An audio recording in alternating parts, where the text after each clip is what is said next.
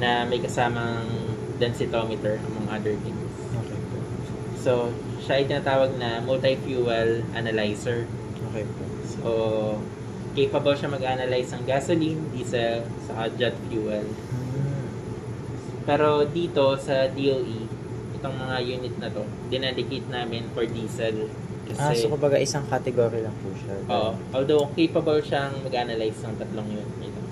Okay po. So, ginawa namin yon to prevent wear and tear. Kasi kung lalo ito sa loob, marami siyang, ano ba, mga tubings. So, kapag nagpapalit ka kasi ng sample matrix, Okay po. oo, Kasi mas makakonta. nag-wear siya. Oo. Okay po. Mas prone siya sa contamination at the same time. Ayun. Parang, kunwari, nag-run ka ng diesel, tapos magra-run ka ng gasoline next run.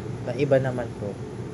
Ang makukuha mo result or nakukuha namin result, pag nag-run kami yung trial 2, trial 3 ng gasolina na, hindi siya nagre-repeatable. Kasi may naiiwan na part ng diesel sa loob. Na sumasama po dun Oo. sa... okay. So, itong equipment na to, lalo na, very particular siya na yung system niya sa loob ay super linis. Kasi, next one. Ang system niya, ito sa loob, same siya, ito. Iba ito siya. Okay po. Then, ATR din siya. Okay po. Pero, hindi kagaya nung sa inyo na nasa labas yung cell. Opo. Ito kasi, ano siya,